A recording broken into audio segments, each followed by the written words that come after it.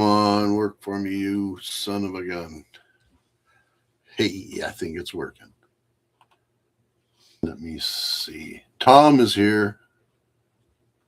How you doing, Tom? It's good to see you, buddy. At least see your name there anyhow. So, hope you're doing well. I appreciate you coming here to these live videos. I really do. So,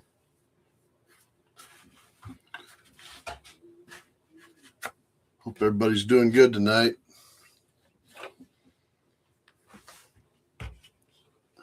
Darlene, Inky, and Hazy are doing fine. So, all right. I'm just going to wait a minute or two here, and then we'll get started. Thought I'd work on this photo here from Iceland.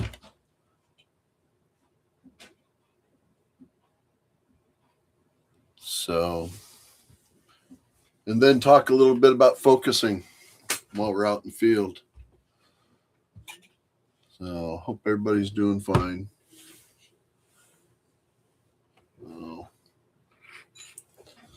Yeah, I went to go live a couple minutes before just a couple minutes before 6, and the thing kept spinning and wouldn't get me connected. So I was worried that I wouldn't be able to get connected here tonight. So I'm glad I figured it out. So me and technology. So anyhow. All right, everybody. I also wanted to, let me see. So I wanted to talk about focusing. And I've pulled this image up just because this is one where you can kind of use it as an example. This is the finished product. This is one that I processed just before we started. So that should be how it works.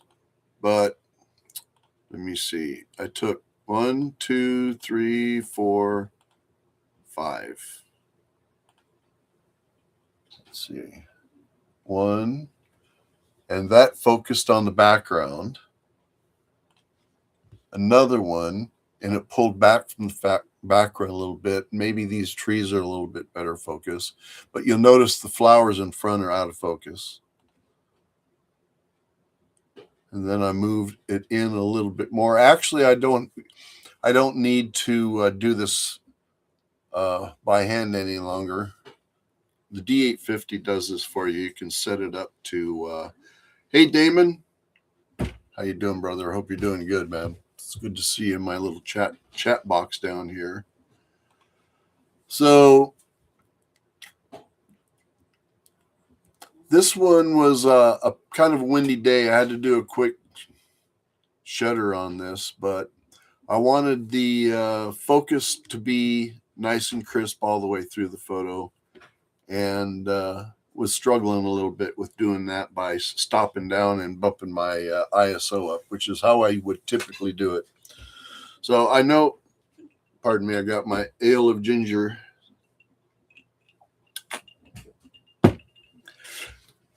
So typically what I would do in a situation like this is set up my tripod.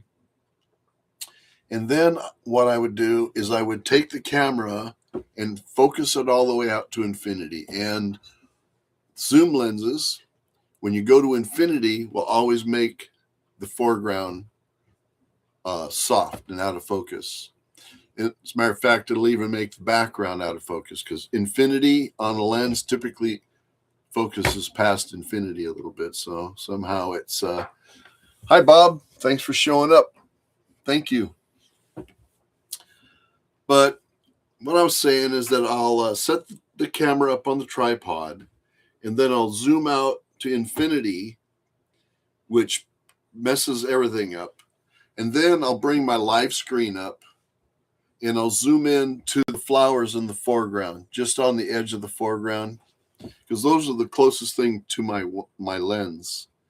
And then I will, while I'm on my live screen, zoomed in on my live screen, not on your lens, but on your live screen, move in on it, If you watch those flowers on the front and then take your lens and bring it back away from infinity until those flowers become in focus, and then stop right, then make sure you stop down. Be afraid to go down past f14 or the sweet spot on your lens. I'd rather have something in focus if I'm doing a single exposure focus. Okay, I'd rather have something in focus than a little bit about some sort of lens diffusion. Nowadays the lens that we have are really good. It used to be in the old days, or I should say diffraction from diffusion, diffraction in the lens. See, so I'm not even a tech guy. All I know is I want this thing in focus, right? So I'll stop down, focus to infinity. I'll bring it back from infinity while I'm watching on my live view the flowers in the foreground. Then I stop. And what that really does is when you stop down, it's pushing your depth of field out. So in other words, it's making it deeper. Okay. And then when you focus it out to infinity, you have a set. Let me see, how am I doing this? You have a set depth that you've set with your aperture. And then if you focus out to infinity, the flower's right here out of focus. So then what you want to do is you just want to pull it back from infinity until the foreground comes in focus. That way you're not pushing your depth of field behind your back. And that's the only way that I can really explain how it works, is that you have this field of focus. You have this depth of area of depth of focus, whatever. And then you maintain that depth and then just pull it back. And that way, if you stop right when those flowers get into focus, the depth of focus is going to be out further. In other words, you're not going to be pulling it back away from the distance, your object's in the distance. So I hope that was clear. I know I stumbled over that a little bit, but the basic concept is really easy to remember. Stop down, focus to infinity, bring it back from infinity, and then just stop. As soon as your foreground, whatever's closest to your foreground, becomes in focus. Okay.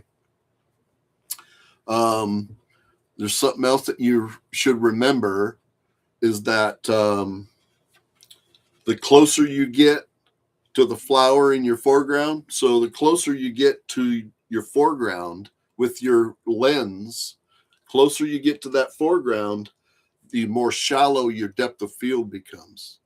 So that's why when you go up to a flower and you get that flower in focus and it's only like a foot away from the lens, or whatever your minimum focus distance might be for your lens, then your depth of field is going to be shallower and whatever's in the distance is going to be out of focus. So what I try my best to do is stand back from the scene, stop down. That way you're away from you're coming away from your front of your lens by walking backwards, and that increases the depth of field. And then what I do is I'll zoom into that flower instead of getting really close to it. So what I'm trying to teach you guys is how to avoid focus stacking. Okay. So remember that if you're really close to it, your depth of field is going to be really shallow. So I hope that makes sense. So I get past that by standing back and then zooming into it instead. And that also will allow what's called it's called my brain just went dead. All right, it's called lens compression. And when that happens, what you're doing is you're backing away from your foreground and zooming in. It brings whatever's in the background, makes whatever's in the background larger.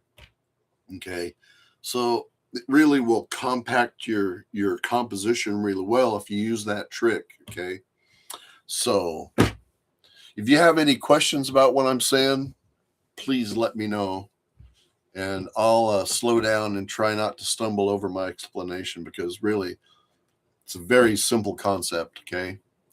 Now, I mentioned that once you get close to your foreground, your depth of field becomes shallower. That's when you're wanting to, you're going to have to resort to focus stacking. And then focus stacking is when you take slices out of your image that are in focus. So you get your foreground, a photo with foregrounds in focus, but the rest is out of focus.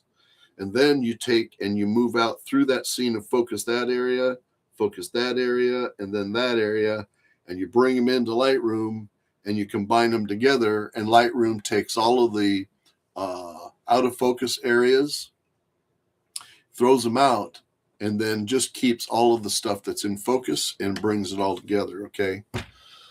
So I was able to kind of get through how to avoid focus stacking, but there are times when you're going to want to do it. So let's go. Let's figure this out, all right? And this was a situation where I wanted to do this when I was in Iceland, okay?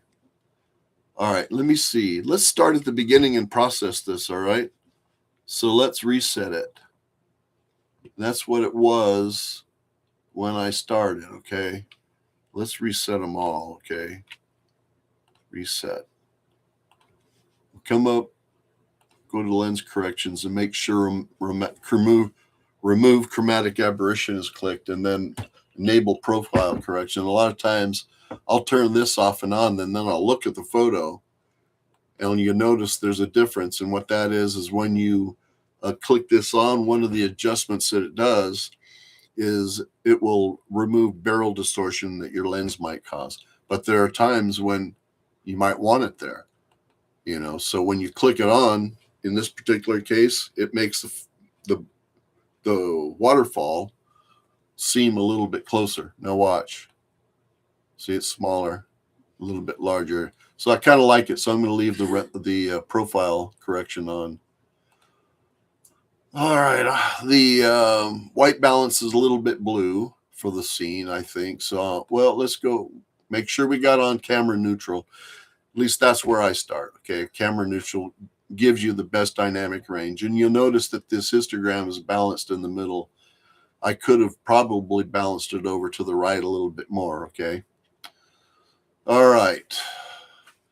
So we're going to do camera neutral. We're going to go to white balance. We're going to check on these and see what it does to it. Okay.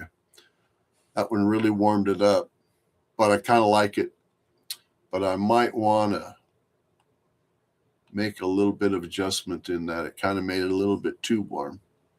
So let's cool it off just a little bit. Not too much, I think. All right.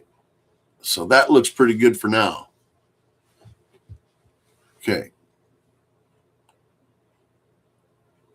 I'll mess with the exposure just a little bit.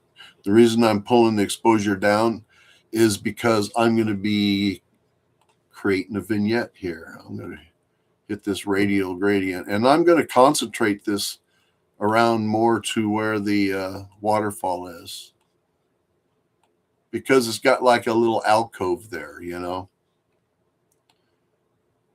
and kind of want to maybe make that a little bit brighter and then make the edges a little bit less bright. So, all right, so let's go ahead and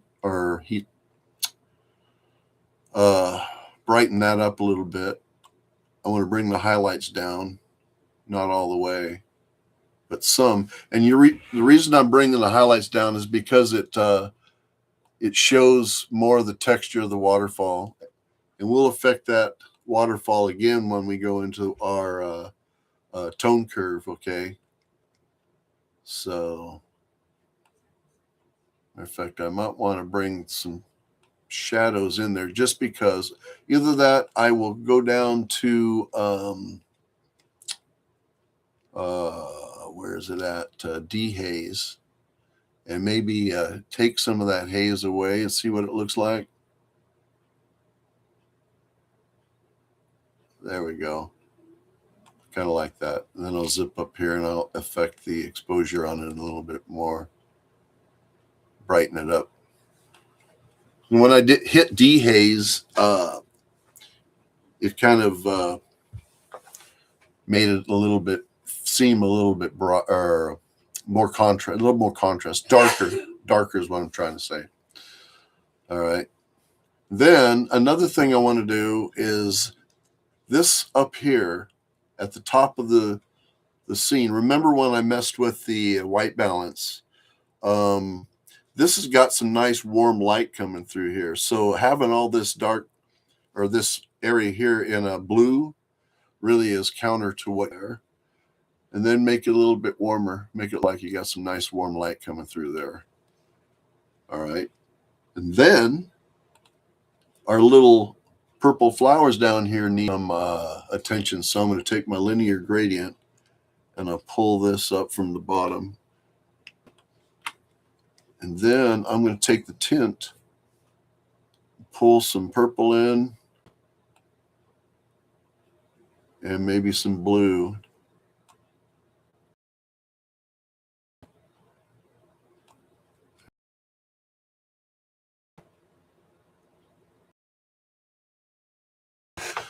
And I'm still not really getting the vignette, though.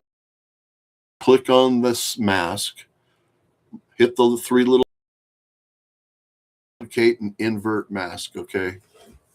And what that's going to do, mask, that's counter to the one that we just duplicated. So let me see. I may want to mess with the dimensions of that, but maybe not. You see the vignette there? All right. And I've always said, move your sliders back and forth. Oh, sorry about that. And man, that was crazy. Move your sliders back and forth so you can see just how it's affecting it, and then zero in on what you want to do with it. All right. Because we made a darker vignette, I want to come up to the top and brighten up the top again a little bit. Like that. Maybe even. Now, I want to do is this. I want to make a mask that's a radial gradient. I want to make a really long one here. And then just bring this area up. That way, I'm kind of leaving the bottom end dark a little bit there. And just kind of concentrate it towards the center. I'm going to go past where I want to go because I want to make this smaller. I want to see what it's doing. All right, now I'll bring it back down again. Pull it back up. Sometimes it just takes little bitty adjustments to make a difference. Now I want to bring my highlights down, match the rest of this. Okay, now we're getting close. We're getting close. So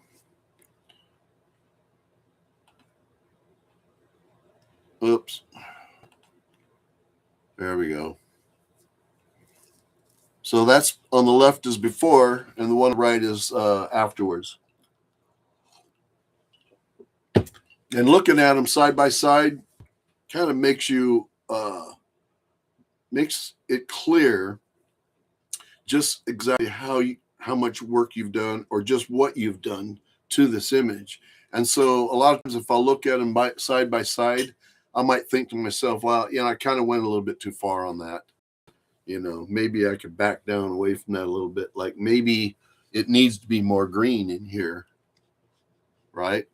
So let me bring this back in and let me go up here to my white balance again, okay? I'll bring this white balance a little bit more blue.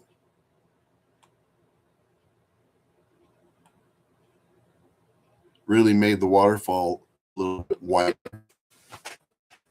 And made things a bit more green. So not only that, but we can go in after we merge this all together, we can go in and then adjust that file too. So we don't have to get too fussy with this. But all right, so now I've got the one selected. I'm going to go over here to the right and hit Shift and extend that, and I'm going to highlight all those. Pardon me. over here to the lower right-hand side of the control panel, there's a little button down there that says sync. I'm going to hit sync. This comes up. And let's just say you just wanted to sync just the base. I don't know. You can check none and then come up here and go, I just want to do my lens corrections. Then synchronize. But sometimes it's just easier just to leave it on check all and then synchronize because we want everything to be the same on the rest of these. Hit synchronize and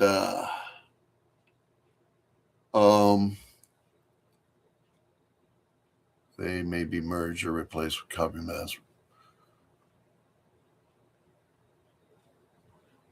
I haven't seen this before, but I don't know. Let me see. I want to. Yeah, you are. You're late. Okay. All right. I think I got everything the same. So. All right. All right, Rachel. Don't ever let it happen again. I'm going to have you go to detention if you show up to class late again. I'm kidding. We just talked about you came in just as we're getting adjusted this layer and did that. And I hit synchronize over here. So now all of the adjustments that I made to this one are distributed to these. Okay. All right. So now we got to think about what I'm doing. I'm in Lightroom. I want to right click and I want to hit edit in. And I don't want to go too fast for this with this stuff for you guys, but I hit right click, hit edit in, open as layers in Photoshop. Okay. This is how I do it. And I think I don't know if this is just how I do it. Open in Photoshop 2026. So I've been working on my Iceland photos lately. I came back from Iceland 2 years ago, and I still haven't finished processing the amazing scenery, the photos of that amazing place. I'm probably going to be processing photos from that trip for forever or reprocessing. So, no, I saw you, Tom. I'm glad you're here, buddy. Yeah, I saw that you reached out before I got on here, but it says something about message retract. No, I knew you were here, and I'm really appreciating you showing up, Tom.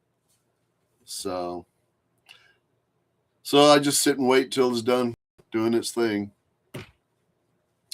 All right, now they're all they're all in here, and everything's all in Photoshop. Okay, so let's move out on this. The next step is to highlight all of these.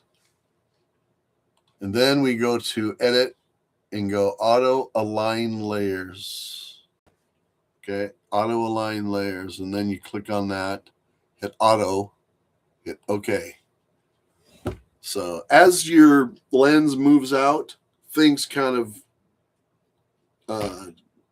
become misaligned. So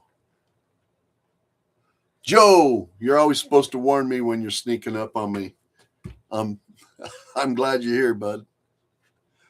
All right, so now I've got them all aligned, and you'll notice that on the outside here, you've got an area that's transparent because the scene moved in more towards the center to correct the misalignment of these photos. Okay, so while they're still selected, come back up to edit, and you're good, Joe. Hit auto blend layers. It's right underneath auto align where we went before. Okay.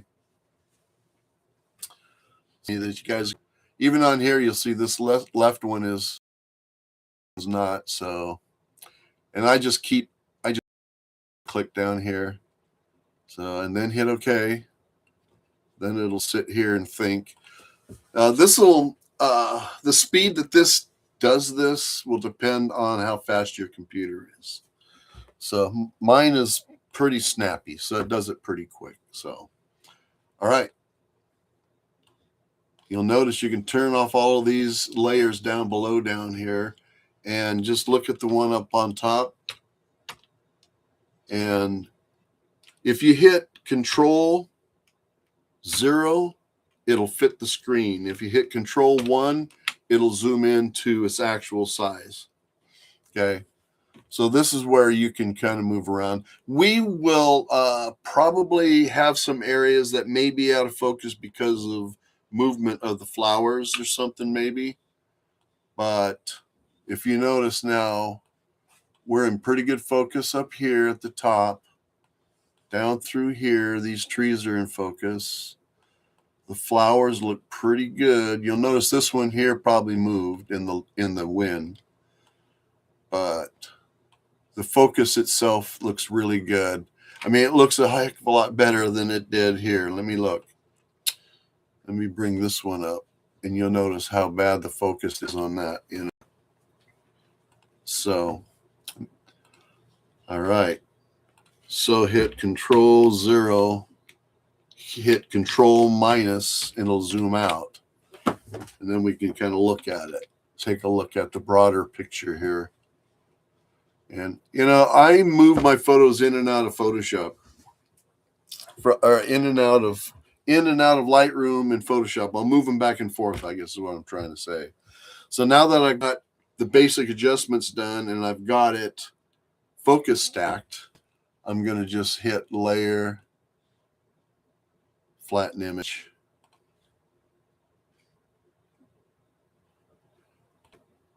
Yeah, this was a photo that I took in Iceland, and it was an incredible trip.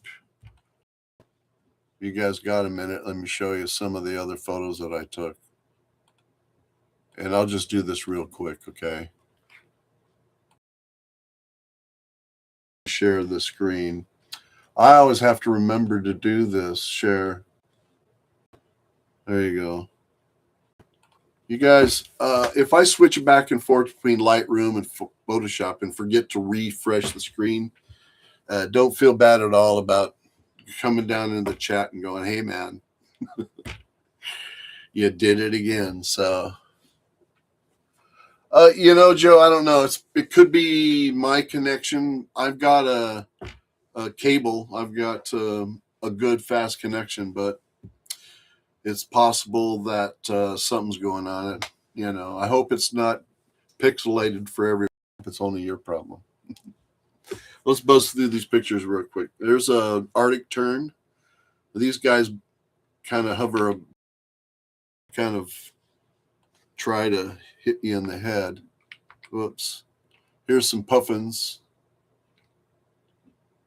We were really close to the puffins.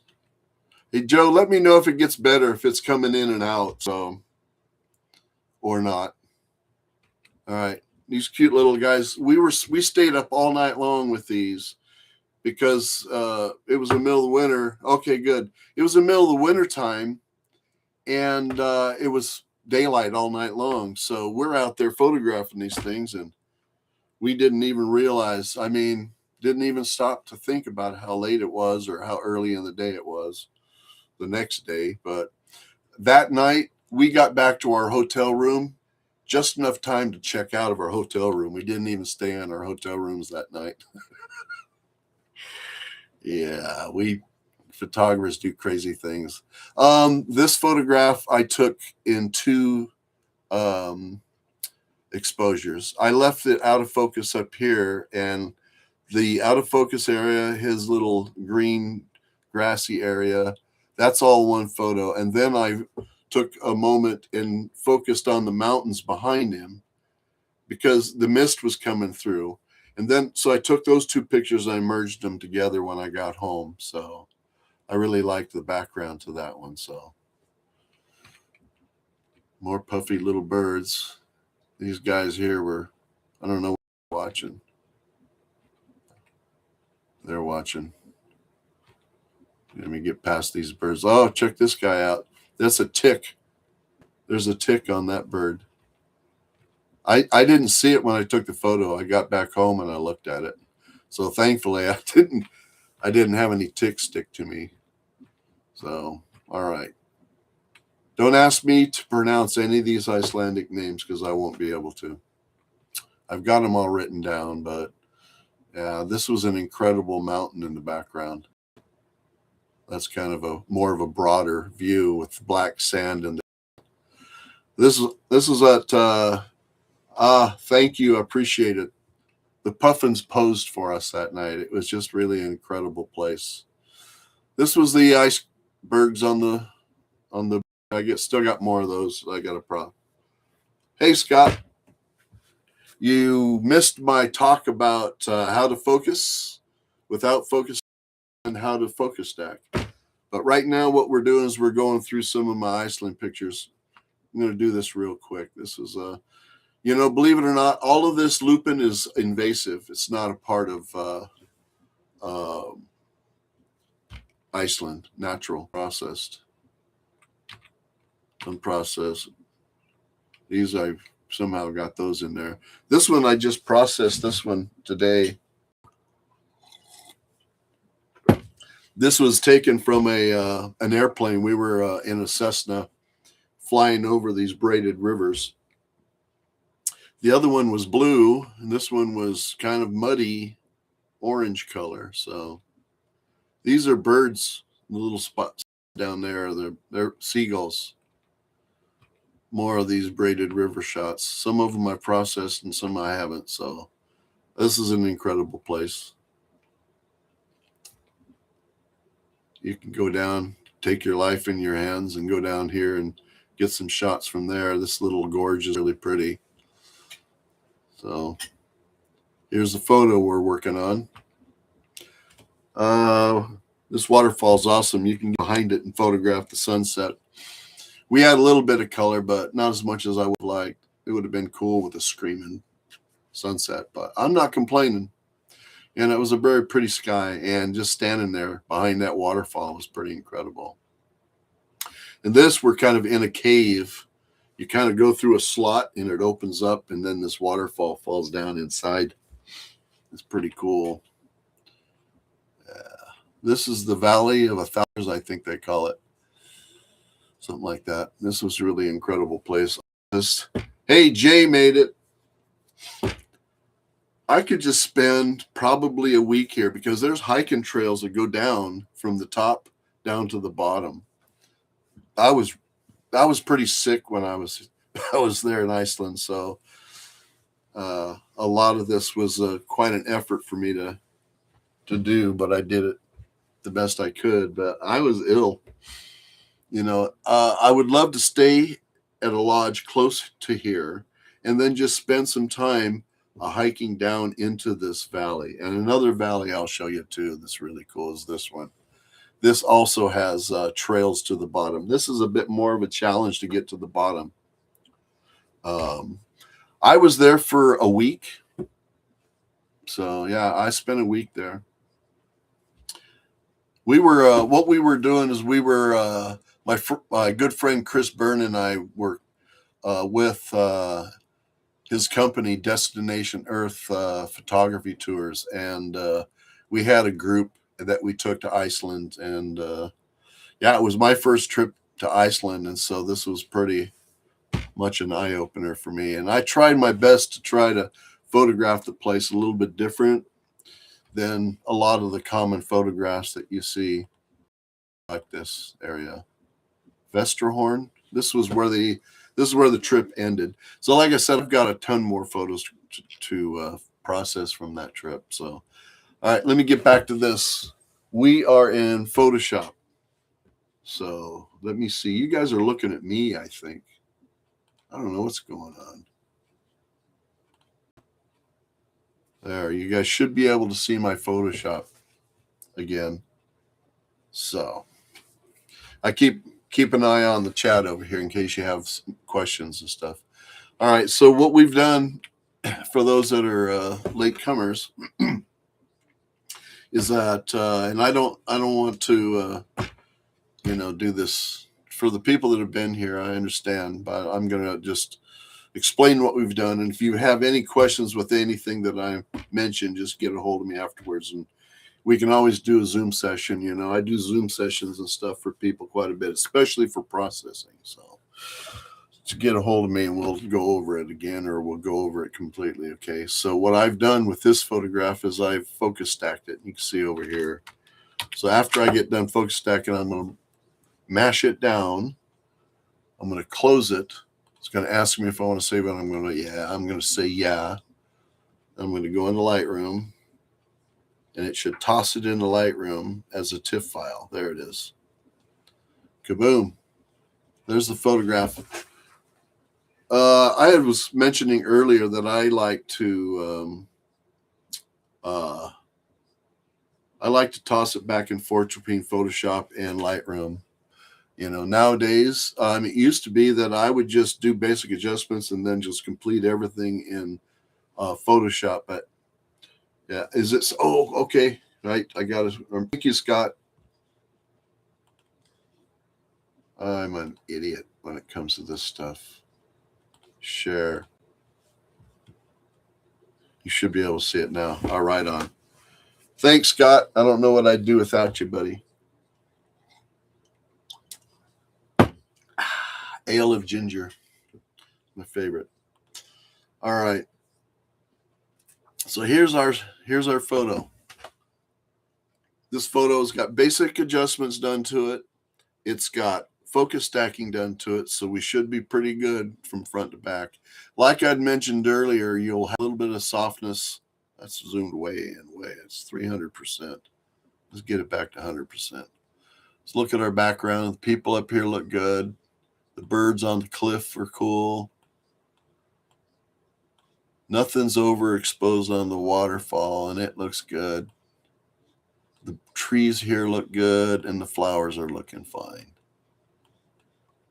You know, a few of them are a little soft from wind, but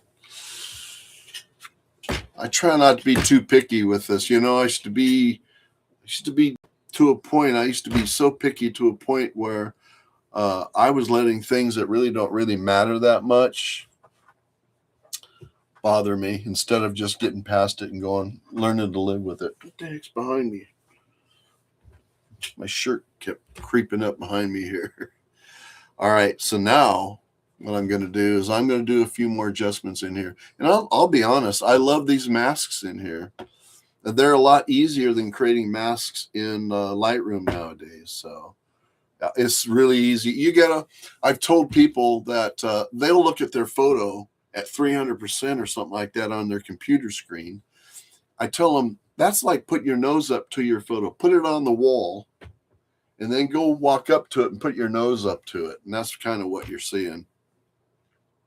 So I will do somewhere around 300 unless I'm really trying to look at a certain area. Then I'll bring it in, you know. But yeah, pixel peeping is good because you catch a lot of stuff. But then again, you got to get out of the nitpicky stuff, because most people are going to look at your photo not right up to it like you're looking at it. They're going to stand back and look at your photo on the wall and go, that's incredible.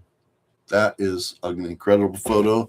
They're not going to see the flowers at the bottom that are a little soft. They're not going to see that. You see that, but they're not going to see it. And it really doesn't make a big difference, because the foreground in this photo is busy. So a lot of texture and busyness in your foreground is going to kind of conceal a lot of that kind of stuff. So, all right, let's see what we want to do with this. I still think I want to mess with a vignette on this thing. So let's make a vignette with a radial gradient. radial gradient. And this is going to be more of a vignette. So I'm looking at the outside because I'm going to reverse this, right? 3 little dots. Duplicate. Well, I'm going to just invert this one for now. All right. And then I'm going to bring a little darkness in.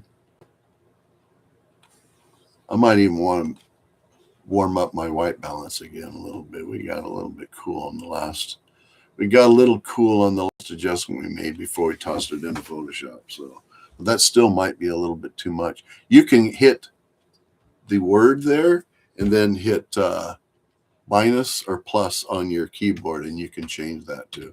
It does it in certain increments, 5 steps or something like that. So it gets you close, and you can look at it. And I think that the bottom looks fine. I think what we're doing is we're looking at, here, let's do that. Now that bottom looks fine. Let's go through and take the area of the photograph that needs to be warm and make it warm. Linear gradient. Where are you at? There you are. Let's drag it down from the top. Hit shift to even it out. And let's warm that up a little bit because that's sunshine. That's nice warm sun coming up there. Coming through up there. And I like that. I think I like that. I might drag it down a little bit further into the scene. Might go the global adjustments. This, what we're doing, we're messing with the dang white balance of the thing. And we're making white balance adjustments according to the area of the photograph that, So the white balance is a little warmer at the top because the sun is warmer. But yet at the bottom, the flowers are all nice and cool and purpley blue. No, matter of fact, we could come down here to our color mixer and go to the blues. Where's it at? Right there. What do I want to do? I want to go to the purples. Let's see what purple does. Ooh, oh, wow. So I might want to, let me bring it back to 0 again. I might want to make those a little purpler. Just a little bit. Not much, just a little bit. That kind of helped it a little bit too, I think. So, Scott, kinda. We'll have to talk about printing one of these evenings. I'll fire up my printer over here. We'll go through some printing, processing for printing, formatting for printing and stuff is what I'm trying to say. And then we'll work through that. Okay. That'd be fun. All right. I want to come to my global adjustments here. Maybe give me just a touch. You notice that I'm just making minor adjustments to this. You go to my masks, boost up that vignette a little bit, and then we'll go to the top gradient and we'll lighten it up a bit. There. I don't know. What do you guys think? Think it looks okay? Any suggestions? And like I've always said, do your processing, walk away, come back and take a look at it. And I did the one fatal flaw that I always do. I always seem to over vignette my photos.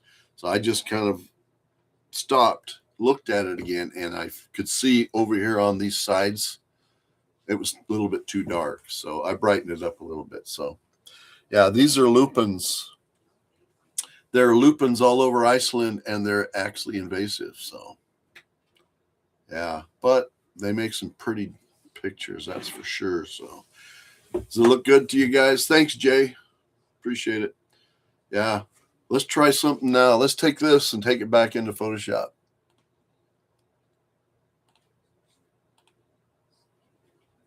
We're editing with Lightroom adjustments, okay? Hit edit. And it'll take it into Photoshop.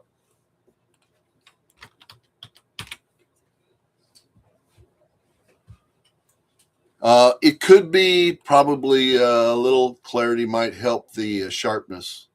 Yeah, I could have done that. As a matter of fact, I can still do that. No. And let's take a look at that. Okay, Joe. So where am I? Oh, I'm still in my mask. Let's go to the global adjustment here and let's come down to clarity. And whenever I mess with my clarity, let's look at these here because these are really easy to see. These flowers are all jumbled up together. They kind of distract me. Trees here. just might need a little bit of little touch, especially because of what we're getting ready to do in Photoshop. Okay. I think that's good. It gets a little crunchy if you give it a little bit too much. So, but I think you're right, Joe. Thank you for that. I appreciate it. Yeah, I think it worked good. Now I'm going to take it into Photoshop again, and I'm going to ruin it in Photoshop. All right. Edit. Yeah. We still got another 10, 15 minutes here. So let's take and do my Ortnish thing here and see what it does to it. Okay. We might like this. I don't know. I open up my folder here. And this is an action. If you guys don't have this action, let me know. And I can put it in the chat. I can probably still put it in the chat. So, all right. So now let's stand back and hit. Whoops. Let's look at it a little bit and see what we've done to it here. I like to click these off and on. See if the lightness is working for me or not. See, a lot of times if you go up to the top and diffuse the brightness or the lightness, a lot of times you'll take away clarity up there by doing that. So a lot of times if it's not really helping the photo, I'll turn it off. Okay. Oh, shoot. Grumble, grumble, grumble. Here we are. I think that's it. Yeah. Thank you, Bob. I'm getting a sticky note, and I'm going to put it on here. Switch screens. This is becoming embarrassing. So anyway, this is what we brought into Photoshop. Okay. And then I ran my action for my Ortnish adjustments, and that's what popped up. So you can see that the colors are a little darker and richer. The light is a little bit more diffused at the top up there. So I'm going to open this up and I'm going to mess with these. I always sit here and mess with this stuff. As much as I would love to just stuff just nice, dark, and saturated like that, a lot of times I'll back them off. So I will go up here to the opacity, and then I'll creep up on it and see how it looks. Woo. Let's see what it looks like around 25% or so. There we go. I kind of like that. Now the light layer isn't really affecting it too much, and I think that where it is affecting it's kind of taking away some clarity. So I might turn that off. Now see what we've got here. All right, you know what I'm going to do? I am going to create a mask for that folder there, okay? But I'm going to hit Alt or Option, and I'm going to hit my layer icon. I want to make a black layer there, okay? I think what I want to do is I want to paint where I want this. So I use a soft brush, pretty big. I created a black mask, which is basically turning that layer off. You notice it doesn't do anything, doesn't show anymore. So what it's doing with the black mask is it's showing you the layer that's underneath this one. All right, so now I'm going to take this paintbrush here, and I'm going to make it as big as possible. You can take your bracket buttons on your keyboard and make it bigger or smaller, okay? And the reason I'm doing this is because I'm kind of wanting to just kind of let's see, what am I at here? I'm at 100% opacity. Oh, I forgot to change it to white. You can change it from black to white over here on the left at X. You notice these little color chips change. Okay, so we have a black mask. We want to paint it in white. I tell you, sometimes I wonder about myself. Let me take a look and see what we've done.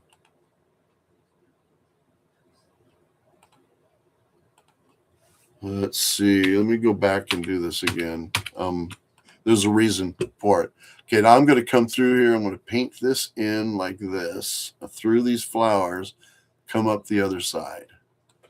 Okay, I'm going to turn it off and on. Well, I'm going to come up. What am I going to do here? I know what I'm going to do. I'm going to hit Edit, hit Fade Brush Tool, turn it off, creep up on it. Maybe 50% would be better than 100%, which I think it is. And I hit OK. I think that's the only place we need that Orton in here. So, am I really? Damn it. Oh, man, I'm really sorry, you guys. So I'm too zoned in. I'm too zoned into what I'm doing to think about these, switching these screens. So I really apologize about that. So let me back up again, okay? All right, so now I'm going to come back. All right, so now I've brought this in, turn that on to the photo, and I really kind of like percent. I kind of like it like that. I might, let me enlarge it here so you can see it. Get off and on so we can see what we have here. All right, so I'm going to do it a little differently this time. I'm going to create a mask. And I'm going to take the black paintbrush, because I have a white mask, and I'm going to kind of touch the center here, because we got some mist coming up, okay? I'll edit, fade brush tool, and then I'll sit here and dink with it and see what it does. If I want it all the way or not at all. And you can see how opening this up is kind of giving it a little depth to it. Also showing the mist in there a little bit. I'm going to hit OK there. Then I'm going to come up here in the top of it up here. I want to pull that darkness out of the top because it's brighter up there. Okay. Then I see a dark spot down here that bothers me in the corner. I'm going to hit that with this brush.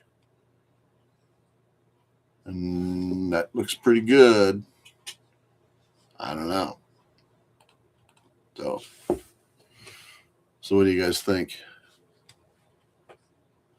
Let me do a curves adjustment here. Up here, this box up here, you have the adjustments. So these are created as non-destructive adjustments. Used to be in the old days that when we made a change to the photo, it made a change to the photo, and it changed the photo itself. And nowadays, the photo stays the same, but the layers above it are making adjustments, and they're separate from the initial layer of the photo, if that makes sense. I'm probably going to want to see if I can just do a little bit of an adjustment here with the highlights. And then the shadows down here. So this is the left of the histogram it's a touch and making an S curve, is hit these here, bring them over from the left a little bit, and you notice that it brightens. And you can do the same thing with the shadows down here if you wanted to. But I think instead of affecting the shadows on the extreme left, what I want to do is affect maybe the midtones a little bit here. Made it a little bit brighter. Let's see what that layer did. See, brighten it up. It pops. Exactly, Joe. So I like it.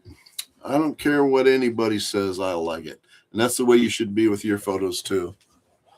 I mean, take advice from people that you respect, but people that aren't giving you the, if they're just giving you too much,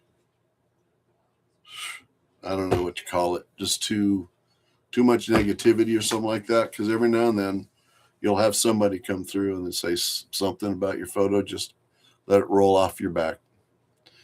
Just and I told a story on my Facebook page about this very same thing. When I first started doing this, I would process my photos and I'd put them up on Instagram or Facebook.